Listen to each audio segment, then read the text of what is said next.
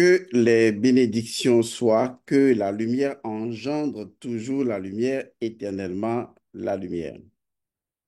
Je vous remercie toutes et tous d'être à ce nouveau rendez-vous sur votre chaîne, la chaîne de l'authenticité et de l'originalité. Aujourd'hui, je vais aborder ce que j'appelle le principe premier de l'intimité. Oui, vous avez bien entendu, je parle de l'intimité. Alors, quand je parle de l'intimité, ne voyez pas tout de suite l'intimité sexuelle.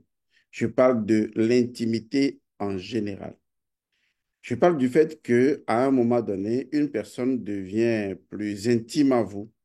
À un moment donné de votre vie, un animal devient plus intime à vous, ou même un végétal, ou même un élément précieux comme un minéral ou un pays, ou une idée, une idéologie.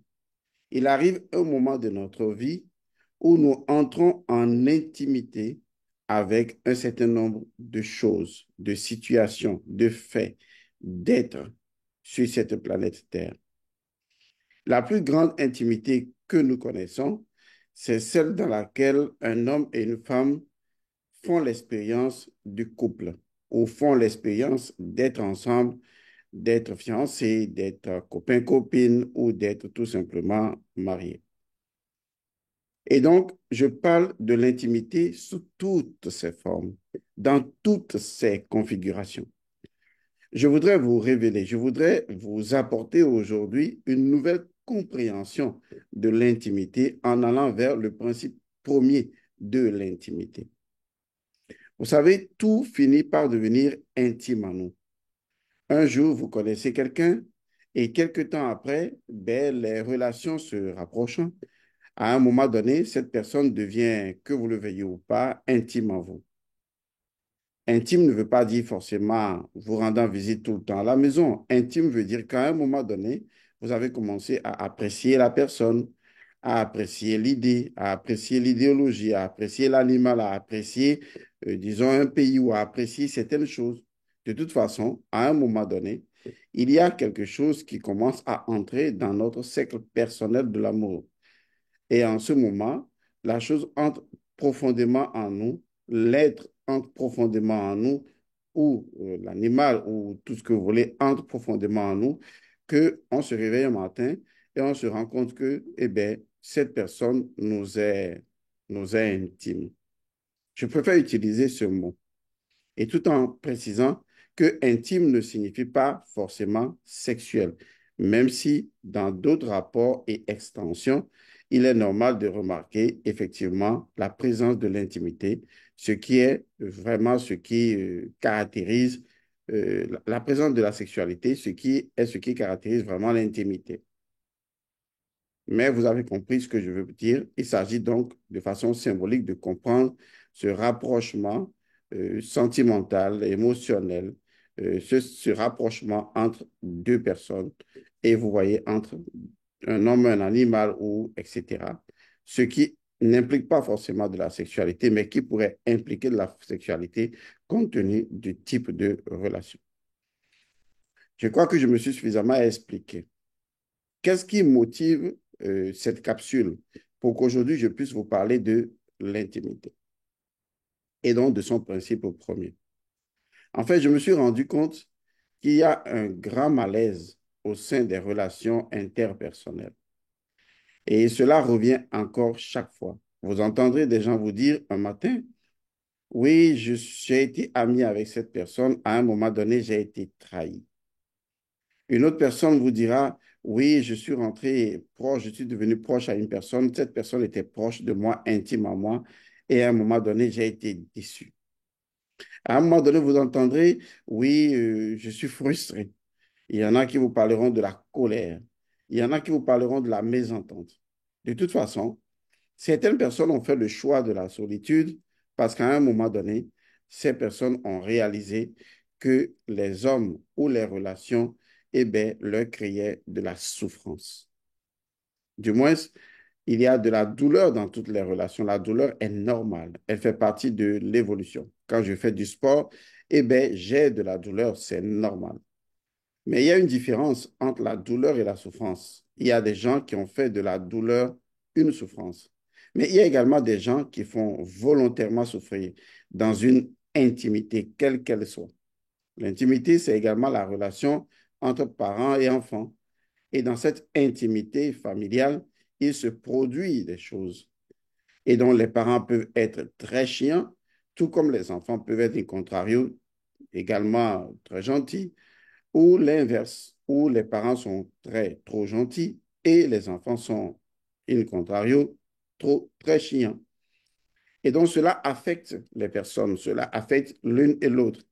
Et il en reste souvent des séquelles, des mésententes, de la querelle, de la rancœur, de la rancune, de la frustration et du rejet, et parfois de la culpabilité et d'autres formes d'émotions qui gravitent autour donc de notre âme. Ce qu'il faut retenir, c'est que ce que nous partageons les uns avec les autres dans une intimité, c'est notre âme. Je vais le dire autrement, c'est l'énergie de notre âme. Il est impossible de rentrer dans une intimité, quelle qu'elle soit, avec une personne sans partager vraiment avec cette personne-là une énergie de votre âme. Donc, il y a plus d'intimité lorsqu'il y a une grande quantité de partage de votre énergie d'âme. Vous appelez cette énergie d'âme une émotion. Vous l'appelez également un sentiment. Vous pouvez l'appeler également un désir. Ce sont des énergies qui émanent de votre âme et qui rencontrent les autres avec des intentions bien précises. Vous devez donc faire très attention. Faites très attention au fait que dans une relation intime, quelle qu'elle soit, parents, enfants, couple ou même professionnelle, puisque même les relations professionnelles deviennent intimes, pas intime dans le sens de la sexualité, mais intime dans le sens où vous êtes tellement habitué à travailler avec une personne qu'à un moment donné, eh bien, certaines remarques de cette personne pourraient vous mettre mal à l'aise et vous direz à la personne, mais je ne pensais pas cela de toi. Et pourtant, vous n'avez que des relations professionnelles. Et donc, il se produit alors un élément important en termes d'intimité. Lorsqu'il y a intimité, il y a une implication émotionnelle, sentimentale, une implication de l'énergie de notre âme vis-à-vis de l'autre. C'est pourquoi certaines personnes dans une intimité, quand elles se sentent rejetées, eh bien, ça les affecte énormément. Ça affecte leur destin, ça affecte leur personnalité, ça affecte ce qu'ils sont en termes d'échange d'énergie.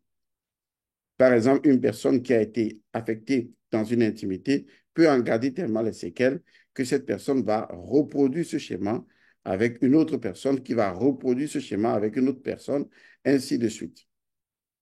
On a souvent ce type de relation parce que ce qui se produit souvent aujourd'hui dans les relations intimes, amicales, familiales et autres, mais qui deviennent intimes ou qui deviennent trop proches, c'est qu'en fin de compte, il y a toujours une personne qui se sent blessée.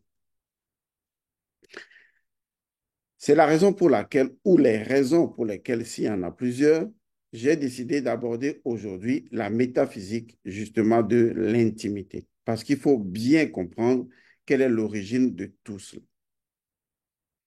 Dans les traditions initiatiques, dans la métaphysique, dans la gnose ou dans la gnose, ou dans les traditions gnostiques, ou dans toute autre tradition hermétique et même ésotérique, il y a un thème qui revient souvent et qui est propre à ceux qui ont réalisé ce que j'appelle leur propre être intérieur.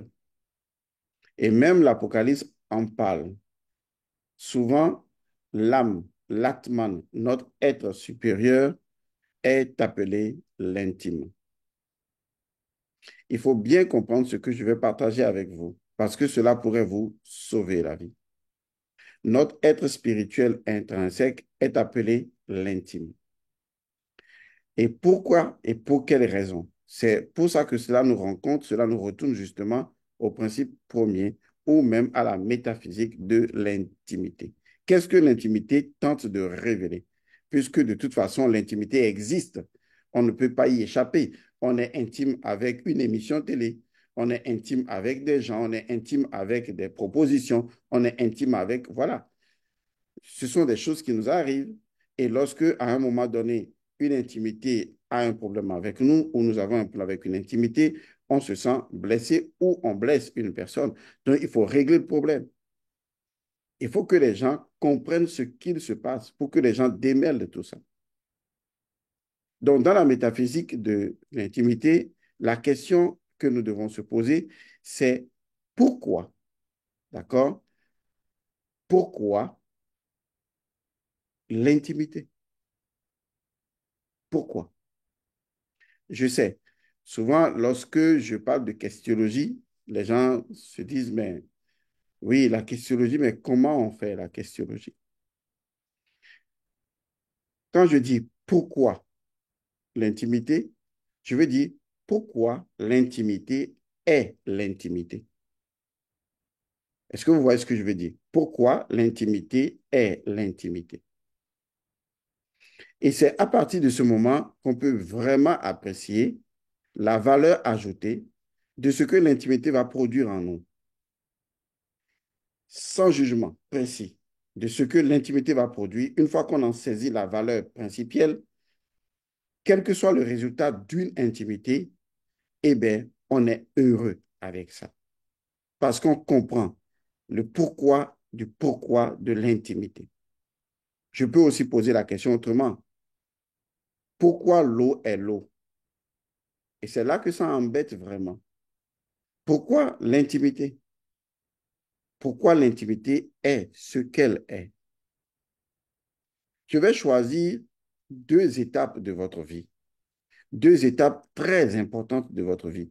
Ce sont les véritables meilleures étapes de votre vie où l'intimité se fait vraiment sentir de façon palpable, où vous ne pouvez plus nier l'intimité, où elle est plus puissante et agissante en vous.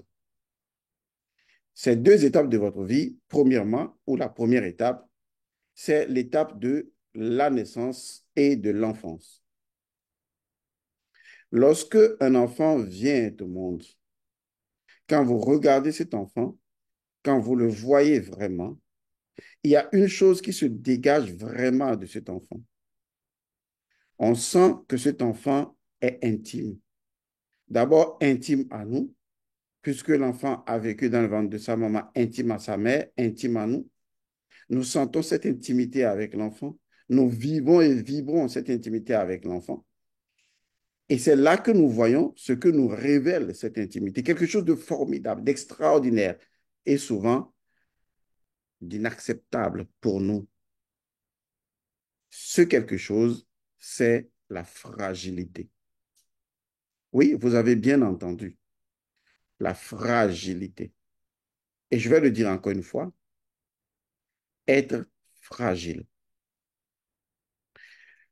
Lorsque vous voyez un enfant, il est très fragile. Et parce qu'il est fragile ou elle est fragile, cet enfant nous est intime.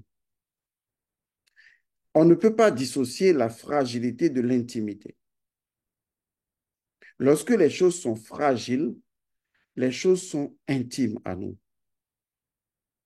C'est la raison pour laquelle souvent les personnes les plus fragiles sont toujours des personnes très intimes, des personnes très facilement manipulables, parce que ce sont des personnes qui s'abandonnent. Il faut observer ce jeu au sein des relations interpersonnelles. L'enfant nous est intime parce que l'enfant est fragile.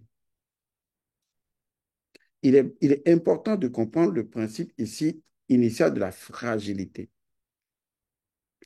Ce que révèle l'intimité, raison pour laquelle certaines personnes n'osent pas accepter l'intimité, quelle qu'elle soit, et préfèrent peut-être la solitude, c'est que l'intimité révèle que ces personnes sont fragiles. Avant, peut-être, vous n'aviez pas d'enfant. Et quand vous commencez à avoir un enfant, c'est là que vous réalisez que vous êtes fragile. C'est là que vous réalisez que votre enfant vous a fragilisé. Avant, vous pouviez être fort, vous pouviez dire ce que vous voulez, vous pouvez faire ce que vous voulez. Et il n'y avait que votre vie à mettre en jeu. Et arrive un enfant un enfant dans votre vie et vous voyez ce petit bout de chou qui vous rend si sensible, vous voyez, si émotif, si sentimental, et à un moment donné, vous êtes prêt à tout risquer pour cet enfant. Il y a des parents qui disent même, si tu touches à mon enfant, je te tue. En réalité, ils ont tout simplement réalisé leur fragilité. Et si vous suivez bien, l'enfant lui-même est né d'une intimité. Donc l'intimité produit la fragilité. Quand on est intime, on est fragile, on est fragilisé. Quand on est intime à une femme, on se sent fragile. Quand on est intime à un homme, on se sent fragile.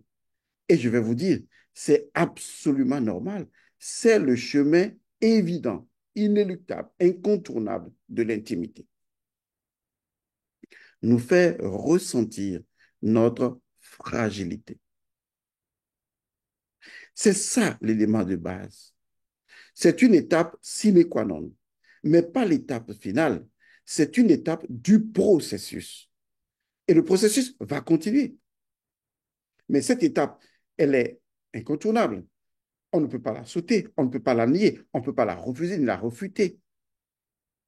On ne peut que l'accepter. Et le refus de l'acceptation de cette étape nous créera des situations irréversiblement dangereuses.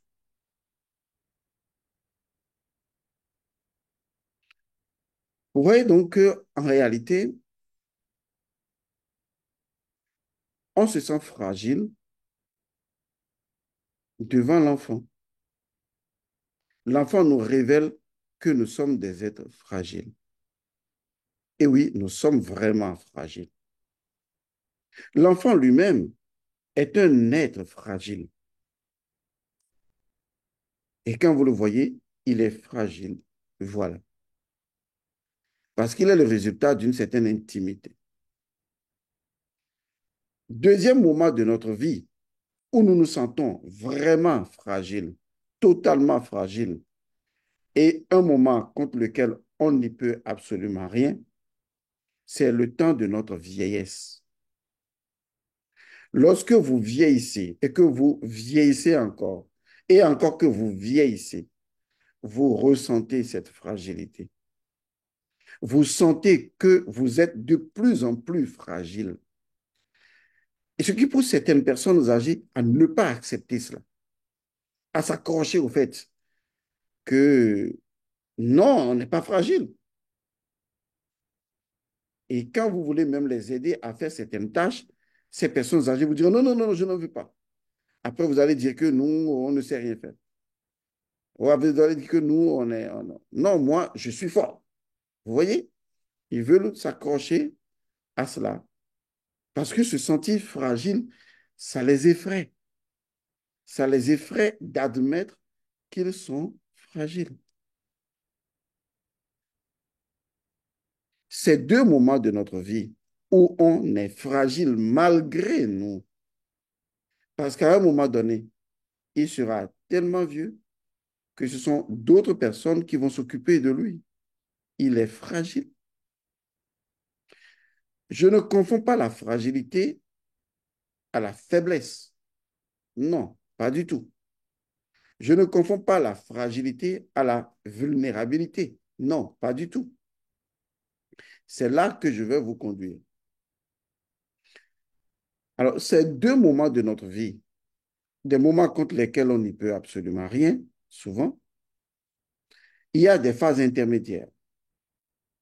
Lorsque vous êtes gravement malade, vous êtes fragile. Quand votre corps est malade, c'est d'autres personnes qui s'occupent de vous. Et donc, vous êtes fragile. Lorsque vous êtes amoureux, il y a encore là l'intimité.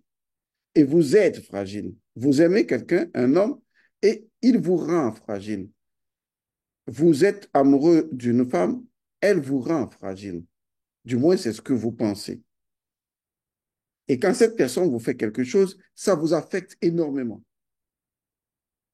Et c'est là que vous dites, après une chose aussi absurde qu'idiote, moi, je ne tomberai plus jamais amoureuse ni amoureux. Comme si le problème était l'amour. Le problème n'est pas l'amour. L'amour, c'est la chose la plus formidable qui ait jamais existé. Tout comme par exemple le couteau de cuisine qui me permet peut-être de couper des légumes dans la cuisine, mais je peux m'en servir également pour égorger quelqu'un. Il y a l'amour et il y a les prétextes de l'amour. L'amour n'est pas un prétexte, mais des gens peuvent se servir de l'amour comme d'un prétexte pour faire du mal à d'autres personnes. Mais l'amour, c'est quelque chose de génial.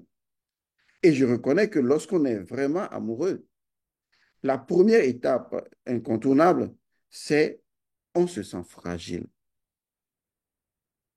Lorsque quelque chose touche cette personne, ça nous touche également. Avant, on pouvait se dire, non, mais avant, j'étais fort, je m'en foutais de tout ça. Mais là, je suis amoureux. Je ne peux plus m'en foutre comme ça. Parce que là, il y a quelqu'un qui a mon cœur dans son sac à main. C'est une expression d'un chanteur. Alors, lorsque vous arrivez à l'étape de la fragilité, je vais vous dire une chose. Et écoutez-moi bien. Vous êtes arrivé à l'étape la plus formidable de votre vie. Je vous assure, c'est l'étape la plus formidable de votre vie. Et je le dis encore, c'est l'étape la plus formidable de votre vie. C'est comme si je disais que vous êtes le Dieu potier et que vous devez fabriquer l'être humain ou quelque chose avec de l'argile. À un moment donné, vous faites les mélanges et l'argile devient fragile. Je vais le dire dans le langage de l'argile pour que ce soit beaucoup plus compréhensible pour vous. L'argile devient souple. Parce que si la mixture devient dure d'instant, vous ne pouvez pas créer une forme artistique. Vous ne pouvez rien créer avec. Vous avez besoin que l'argile soit souple, fragile, malléable. Vous voyez?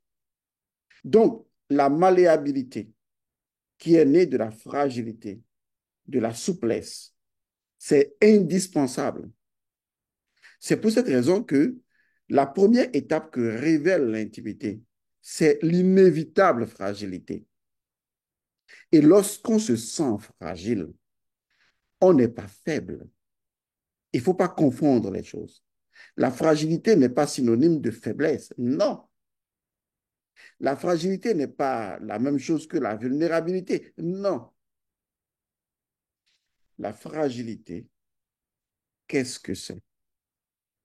J'ai découvert quelque chose d'incroyable que je m'en vais partager avec vous et qui pourrait vous sauver la vie.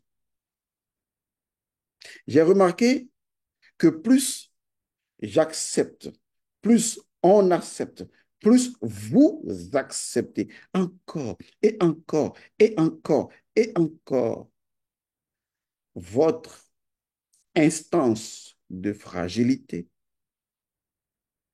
plus vous révélez ce que cache la fragilité,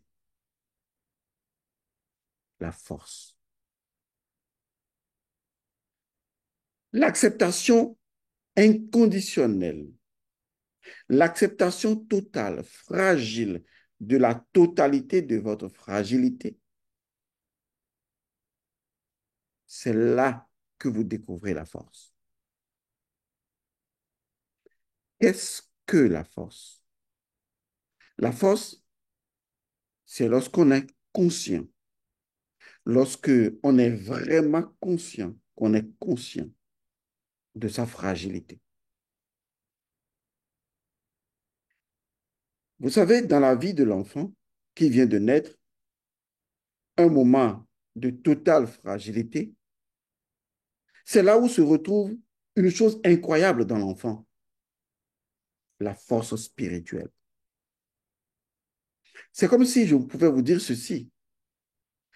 L'enfant est d'autant plus fragile que sa force spirituelle est intense.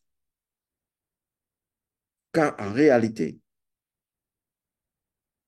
La force spirituelle, on ne la réalise que lorsque on est conscient des limites et de la fragilité totale du corps.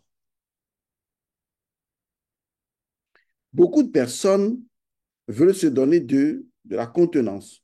Non, moi je suis fort, moi je suis fort, moi je suis mentalement solide, moi je suis ceci, cela. Et un jour, des choses leur arrivent. Et ces gens se rendent compte qu'en fait, ils comptaient sur la solidité jeune encore de leur cerveau et de leur corps pour résister.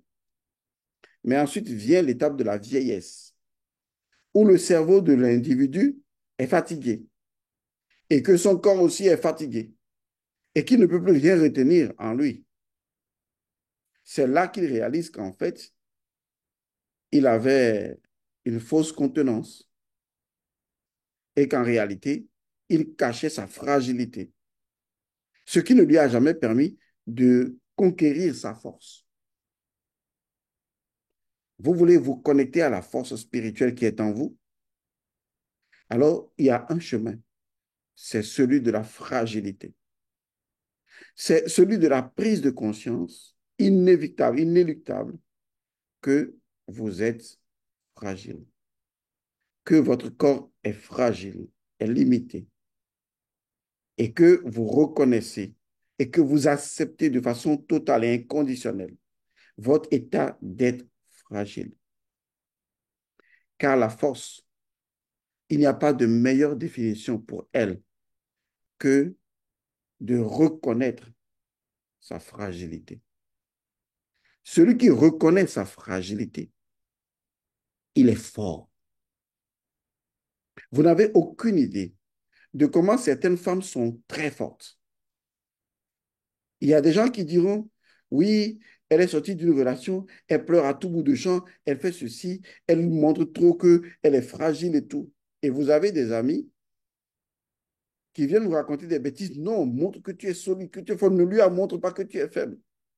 Et aujourd'hui, les femmes ou les filles sont de plus en plus faibles. Alors que jadis, les femmes étaient très fortes parce que elles étaient les premières à révéler leur fragilité lorsqu'une relation ne marchait pas. Et elles affichaient automatiquement qu'elles étaient affectées. Elles pleuraient spontanément. Et à un moment donné, elles finissaient par accepter leur fragilité. Elles finissaient par accepter, admettre qu'elles sont des êtres fragiles. Est-ce que vous pensez que quelqu'un qui a conscience qu'il est fragile, encore plus fragile, et qui accepte, pas seulement conscience, qu'il accepte la totalité de sa fragilité, vous pensez que cette personne est faible? Non, cette personne est forte. C'est exactement ça la définition de la force. L'acceptation totale, absolue de sa condition de fragilité. C'est ce que nous faisons dans les prières, dans les religions, que vous appelez les religions importées. L'être humain affiche toujours sa condition de fragilité humaine pour recevoir l'instance divine. C'est le chemin de l'humilité avec soi-même. C'est aussi simple que ça. S'il y a une chose que la fragilité, notre fragilité, issue de notre intimité, est prête à nous révéler, lorsque nous l'acceptons, et si seulement nous l'acceptons intégralement, inconditionnellement, totalement, cela nous conduit inévitablement à la découverte de notre force intérieure. C'est le chemin de la transformation de soi. Ne résistez pas au fait que vous êtes fragile.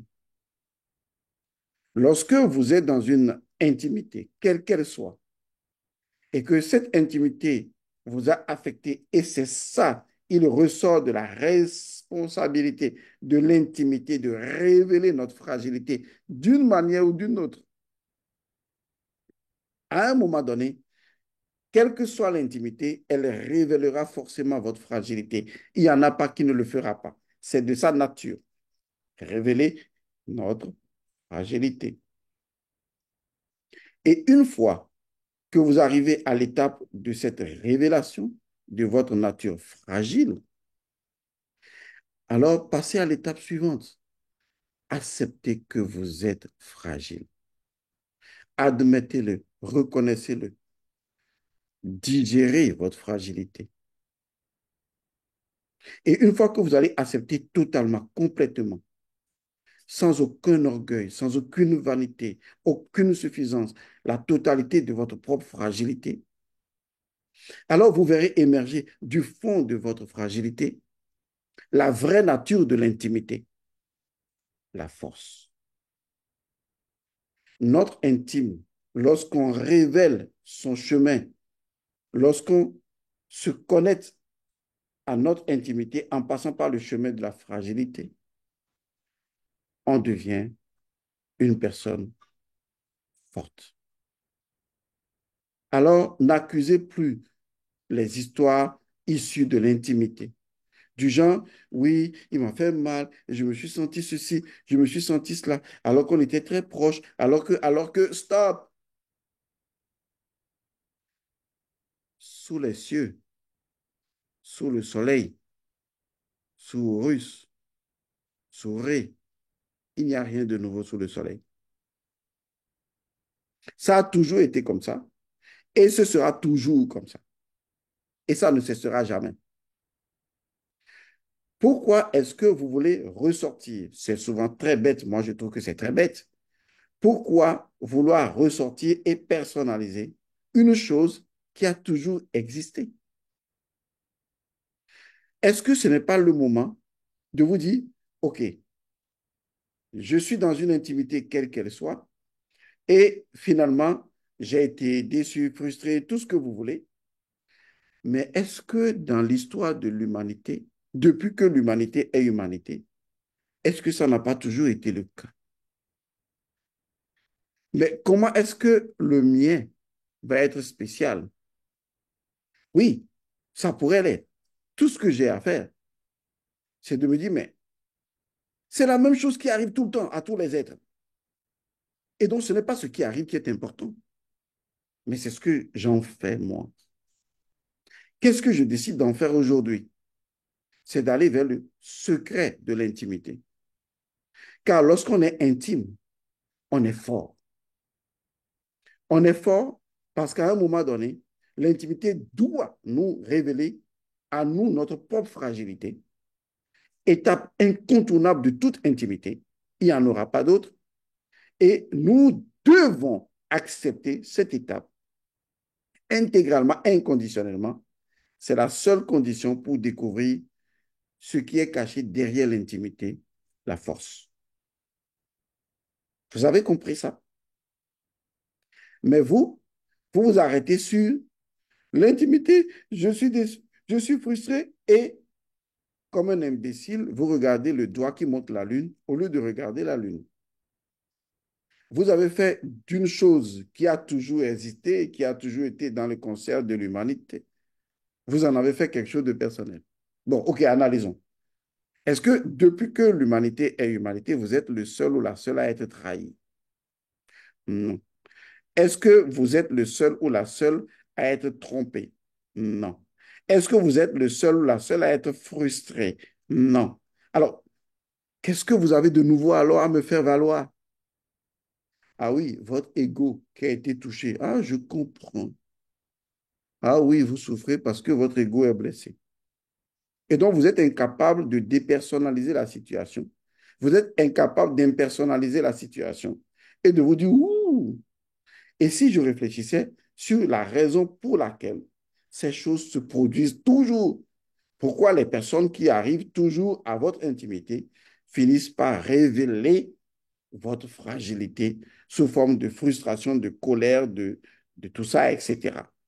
Vous allez remarquer que on crie beaucoup plus sur les personnes intimes que sur les personnes qui ne sont pas intimes. Parce que ces personnes, eh bien, agissent directement sur vos émotions. Ces personnes vous rendent fragiles. Et vous, vous restez sur les déboires de vos émotions personnelles au lieu d'évoluer dans la démarche transformationnelle et de prendre conscience en disant, OK, ce n'est pas la première fois que quand les gens sont intimes, ils se font autant d'harakiri. Bon, moi, je vais tout simplement réfléchir autrement. Et je constate, à mon grand étonnement, que l'intimité révèle la fragilité. Et que c'est le refus de cette fragilité qui nous amène à nous sentir frustrés, à nous sentir colériques ou autres. Je suis fragile. Oui, c'est vrai. Je le suis.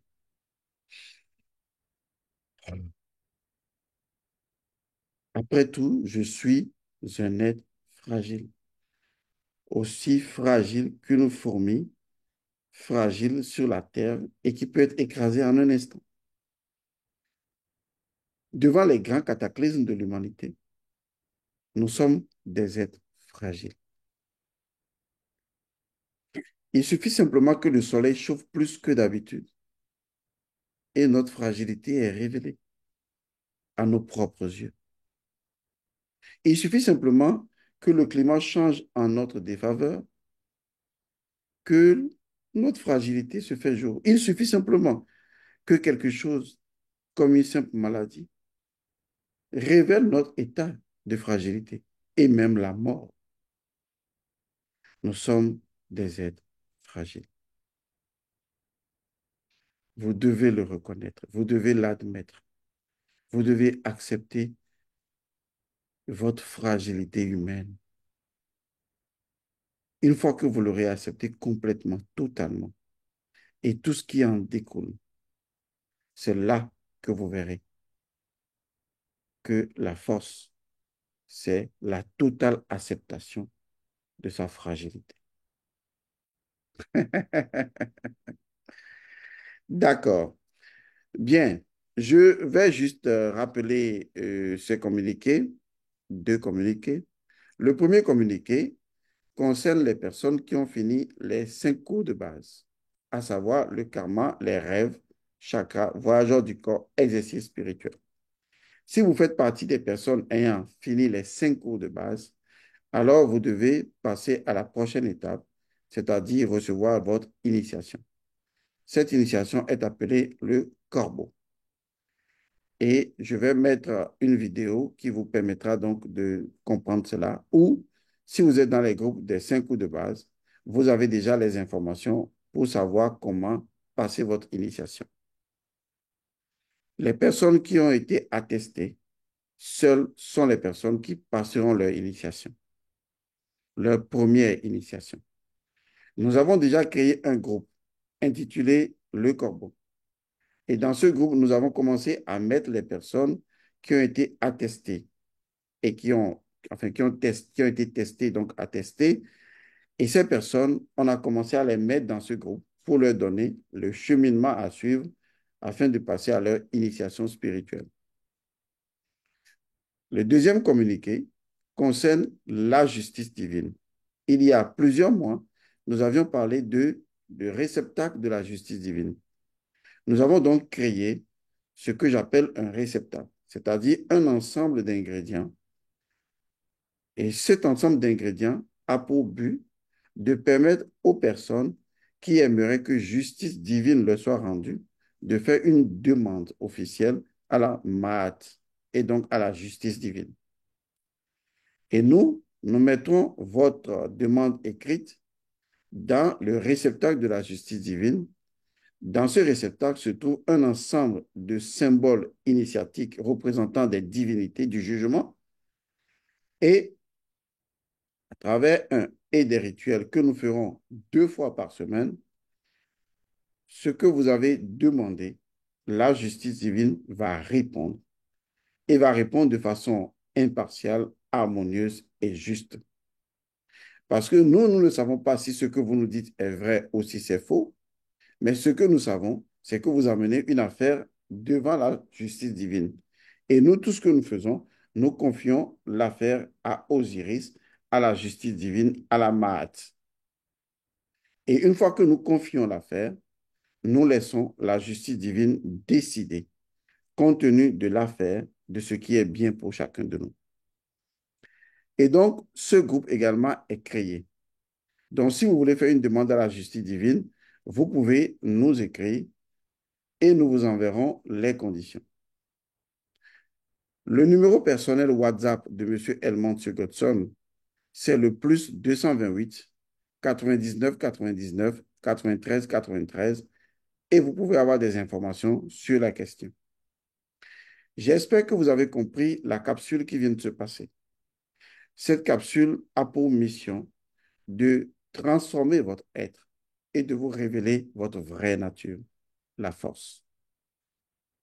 Mais vous ne devez pas nier cette dimension de vous qui protège votre force, que vous devez également accepter, car il ne peut y avoir la force totale sans l'acceptation de toutes les dimensions qui sont en nous.